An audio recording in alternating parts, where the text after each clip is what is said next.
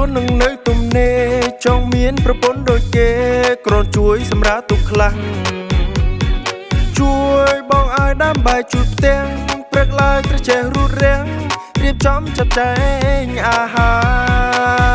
រតែរឿងនេះខ្ញុំដូចគិតខំការងាររៀបរាប់ទាំងអង្គមិនបានសម្រាប់ឯណាទុកជន់ទុកឲ្យម៉ែអាវ៉ាលែងជឿឲ្យពីគេថាយំពន់ចិត្តបានធូរស្រាលម៉ែអើយម៉ែកូនសុំអង្វរគិតថាកូននេះមិនល្អពេលខ្លះចង់ឈួលម្ដងម្កាលជួយរៀនមុនសណ្ដំគូក្បាលឲ្យប្រពន្ធខ្ញុំរៀងចាលឲ្យស្លូតឲ្យព្រមចោចាញ់ខឹងក្តៅចិត្តធ្វើអីក៏ខំក្នុងនាមជាកូនប្រុសចង់សងកូនម៉ែទៅវិញតែធ្វើម៉េចបើខ្ញុំស្រឡាញ់ហ៊ានតែដេញគេទៅវិញម៉ែឪនឹងស្ដីបន្ទោ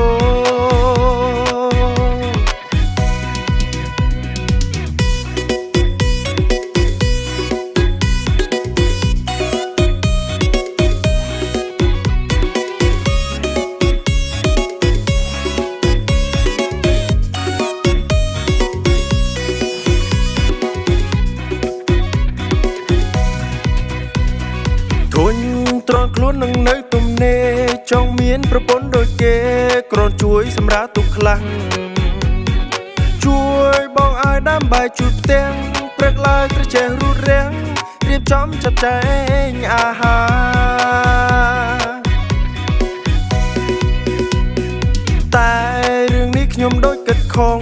ការងាររៀបរាប់ទាំងអង្គមិនបានសម្រាប់ឯណាទុកជន់ទុកឲ្យម៉ែអាវ៉ាលែងជឿឲ្យពីគេថាយំពន់ចិត្តបានធូរស្រាលម៉ែអើយម៉ែកូនសុំអង្វរគិតថាកូននេះមិនល្អពេលខ្លះចង់ឈួលម្ដងម្កាលជួយរៀនមុនសណ្ដំគូក្បាលឲ្យប្រពន្ធខ្ញុំរៀងចាលឲ្យស្លូតឲ្យព្រមចោចាញ់ខឹងក្តៅចិត្តធ្វើអីក៏ខំក្នុងនាមជាកូនប្រុសចង់សងកូនម៉ែទៅវិញតែធ្វើម៉េចបើខ្ញុំស្រឡាញ់ហ៊ានតែដេញគេទៅវិញម៉ែឪនឹងស្ដីបន្ទោ